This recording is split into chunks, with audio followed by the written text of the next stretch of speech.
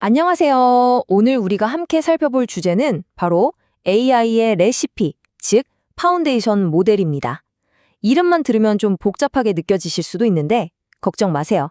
제가 그 핵심 재료들을 하나씩 아주 명쾌하게 설명해 드릴게요. 요즘 챗 GPT 같은 AI 정말 많이들 쓰시잖아요? 그러면서 이런 생각, 한 번쯤은 다들 해보셨을 거예요. 아니, 대체 이 안에는 뭐가 들어있는 거지? 하고 말이죠. 사실 그 안에는요, 우리가 알 수 없는 어떤 신비한 마법이 있는 게 아니에요. 오히려 아주 꼼꼼하게 설계된, 뭐랄까, 잘 짜인 레시피를 따르는 과정에 가깝습니다. 그래서 오늘 저희가 바로 그 AI 레시피의 비밀을 한번 파헤쳐 보려고 합니다. 이 파운데이션 모델을 만드는 데에 꼭 필요한 4가지 핵심 재료는 과연 무엇일까요? 자, 지금부터 저와 함께 알아보시죠. 자, 본격적으로 재료를 살펴보기 전에 우리가 만들려는 요리가 대체 뭔지부터 알아야겠죠? 이 AI 레시피의 최종 목표는요, 아주 간단하게 말해서 다음 단어를 예측하는 기계를 만드는 거예요. 그러니까 이 모델들의 핵심은 결국 다음에 올 단어 맞추기 게임을 정말 어마어마하게 잘하는 거라고 보시면 돼요. 이게 되게 단순해 보이지만 바로 이 능력 하나 때문에 그렇게 복잡하고 사람처럼 느껴지는 대화가 가능한 거거든요. 단순히 정답 하나만 딱 고르는 게 아니라 다음에 올 수 있는 모든 단어에 각각 확률을 매기는 방식으로 작동하는 거죠. 좋습니다. 그럼 이제 진짜 첫 번째 재료부터 시작해 볼까요? 바로 데이터입니다. 근데 이게 그냥 데이터가 아니고요. 정말 상상하기도 힘든 인터넷 규모의 어마어마한 데이터죠. 여기 30조라는 숫자가 보이시죠? 이게 도대체 감이 오시나요? 이게 바로 인터넷의 정말 방대한 부분을 싹 긁어모은 데이터의 양입니다. 수십억 개의 웹페이지가 담긴 커먼 크롤 같은 데이터셋을 생각하시면 되는데요. 와, 이건 뭐 한 사람이 평생 읽어도 절대 다 못 읽을 정도의 엄청난 분량인 거죠. 그런데 문제가 있어요. 이렇게 날 것 그대로의 재료는 사실 좀 지저분합니다. 인터넷에 있는 온갖 허위 정보나 저품질 컨텐츠가 그대로 담겨 있거든요. 예를 들어서 초창기 모델인 GPT-2는 추천수가 3개 이상인 레딧 링크만 썼다고 알려져 있는데 뭐 아시겠지만 레딧이 항상 그렇게 점잖은 곳은 아니잖아요. 그리고 이 데이터에는 또 다른 심각한 문제가 있는데 바로 불균형입니다.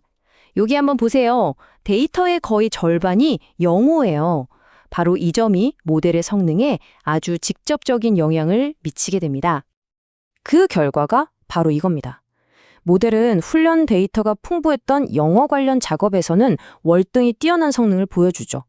그런데 반대로 텔레구어처럼 데이터가 부족했던 언어에서는 성능이 뚝 떨어지는 걸 볼 수 있습니다. 이게 결국 우연이 아닌 거죠. 자, 이제 두 번째 재료로 넘어가 보겠습니다. 이건 AI의 뇌 구조에 해당하는 아키텍처라고 할 수 있는데요. 아무리 훌륭한 재료가 있어도 그걸 처리할 뇌가 없으면 아무 소용이 없겠죠? 여기서 정말 판을 뒤엎은 혁신이 바로 트랜스포머라는 아키텍처입니다. 예전 모델들은요, 마치 책을 한 단어씩 순서대로 읽는 것처럼 아주 느렸거든요. 그런데 트랜스포머는 페이지 전체를 그냥 한 번에 쫙 훑어보는 것과 같아요. 모든 정보를 동시에 병렬로 처리해버리는 거죠. 이게 어떻게 가능하냐면요, 어텐션이라는 아주 특별한 기능 덕분입니다. 쉽게 말해서 문장 안에 있는 모든 단어들이 서로 대화를 나누면서 맥락에 맞게 자기 의미를 파악하는 거예요. 예를 들면 영어 단어 뱅크가 강둑을 의미하는 건지 아니면 돈을 맡기는 은행을 의미하는 건지 주변 단어들을 쫙 보고 판단하는 능력, 바로 그런 거죠. 자, 이제 재료도 있고 뇌 구조 청사진도 준비됐습니다. 그럼 세 번째 재료, 바로 레시피의 굽는 과정으로 넘어가 볼게요. 이건 한마디로 엄청난 양의 컴퓨팅 파워입니다. 훈련 과정은요, 마치 수십억 개의 다이얼을 조정하는 것과 같다고 생각하시면 돼요. 이 수많은 다이얼들을 계속해서 아주 미세하게 조정하면서 모델이 다음 단어 예측이라는 핵심 임무를 점점 더 잘하게 만드는 겁니다. 그런데 이 과정의 규모가 정말 상상을 초월합니다. 슬라이드에 보이는 것처럼 최신 컴퓨터 한 대로 이 작업을 하려면 1억 년 이상이 걸린다는 계산도 있을 정도예요.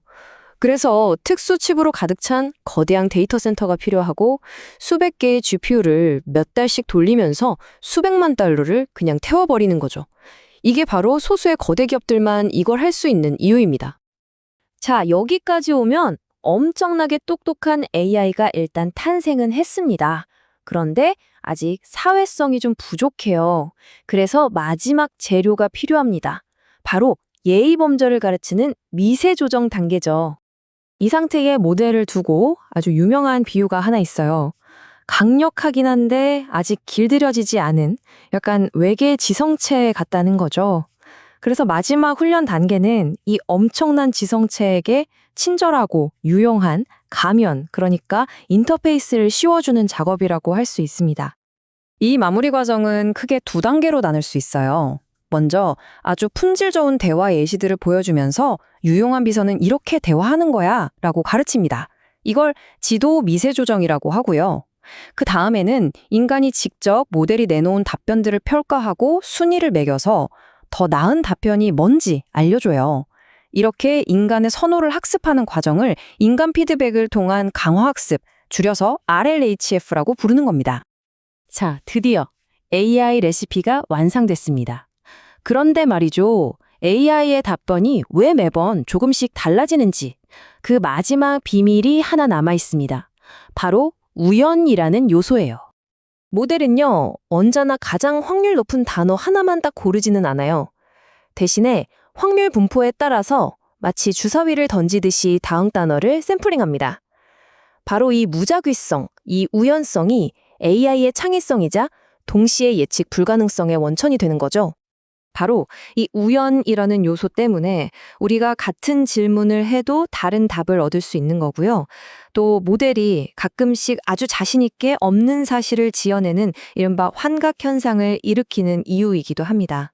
이게 바로 AI의 창의적인 천재성과 가장 큰 문제점, 그 양면의 핵심 원인인 셈이죠. 결국 이 모든 레시피의 가장 밑바닥에는 확률이라는 개념이 깔려 있는 겁니다. 그리고 바로 이 점이 우리에게 아주 중요한 질문을 던지죠. 이렇게 확률에 기반해서 만들어진 AI를 과연 우리는 진정으로 그리고 일관되게 신뢰할 수 있을까요? 이 점에 대해 여러분은 어떻게 생각하시나요?